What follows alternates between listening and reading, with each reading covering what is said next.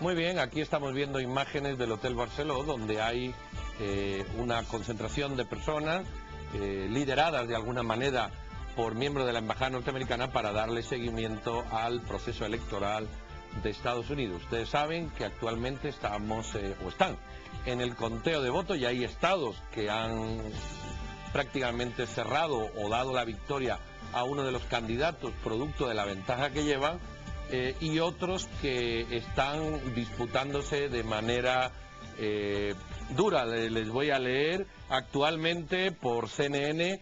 El señor Obama tiene 147 votos del colegio electoral y el señor Romney tiene 158. El señor Romney tiene aproximadamente, ahora acaba de cambiar, 31 millones de votantes, el señor Obama 29.700. Como ven, un 50-50 y dos estados por ahora claves. Tres si ustedes quieren, pero dos de una manera más pesada en el sentido de los miembros que incorporan al colegio electoral, como es la Florida y Ohio. Bueno, para hablar de estos temas tenemos a dos personas en el estudio que le vamos a dar la palabra. Juan Pablo Pira, analista de ACIES, y Hugo Novales, analista de INSE. Señores, buenas noches. Buenas noches. ¿Qué va a pasar? Bueno, ¿qué va a pasar? Conforme avance la noche, van a empezar a cerrar los estados mayormente agrícolas con población muy dispersa, de que son preferentemente republicanos. Entonces vamos a ir viendo cómo se pinta todavía más de rojo el mapa, y ya digamos alrededor de las 10:30, 11, que van a empezar a entrar los resultados de la costa oeste, pues se van a empezar a pintar de rojo la costa oeste, y al momento no ha habido ninguna sorpresa. El único estado que estaba en duda, que fue adjudicado a Romney, ha sido Indiana. Entonces, posiblemente las predicciones que se habían estado manejando, alrededor de 300 votos electorales para Obama, se vayan a cumplir. Hay que explicar a los televidentes que aquí no es sumatorio de voto. Aquí podemos sacar un candidato, pongamos un ejemplo irreal, ¿verdad?, con 80 millones de votos y pierde frente a un candidato con 65, por poner dos cifras que no son reales. Expliquemos de manera simple este sistema electoral y hagamos incluso una crítica a él. Frase revolucionaria francesa de un hombre, un voto, resulta que aquí no sirve para mucho.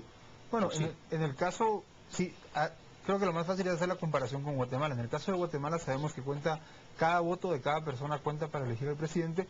Sin embargo, lo que tiende a darse es que los centros urbanos pueden tener una participación mayor en la determinación de quién gana. Básicamente puede un candidato ganar o ganar en cada uno de los departamentos si los desagregáramos, pero los centros urbanos tienen tal peso demográfico que al final influyen mucho en el voto.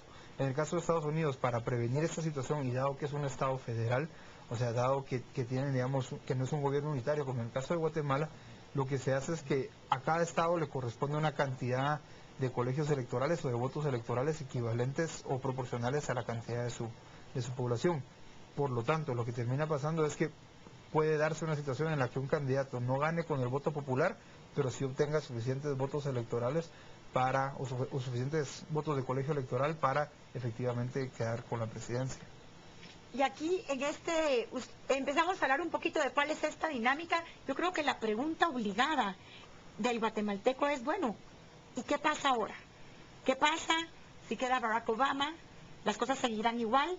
¿Cuál es el escenario si Mitt Romney llegara a quedar? ¿Cómo analizan ustedes eso, licenciado Pira? Y si quieres, después tú nos cuentas.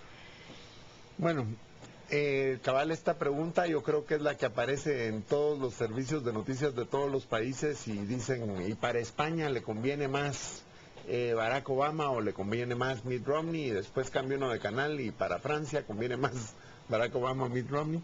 Y la respuesta que oí que me pareció correcta, esa es la pregunta equivocada, dice uno de los analistas españoles. Porque pase lo que pase, hay algunas políticas que son políticas de Estado que, sin importar quién sea el inquilino de la Casa Blanca, van a seguir. Por ejemplo, la forma en la que se va a llevar a cabo la lucha contra el terrorismo posiblemente no tiene mayor diferencia. Y en realidad lo que corresponde es más bien, ¿y cómo vamos a enfrentar los guatemaltecos la situación distinta que nos proponga cada uno de los candidatos? Entonces, podemos pensar de que existen algunas diferencias en cuanto a la opinión en temas de inmigración, que serían posiblemente los que más interesarían a los guatemaltecos. O narcotráfico. Bueno, pero sí, narcotráfico no se mira verdaderamente mayor diferencia.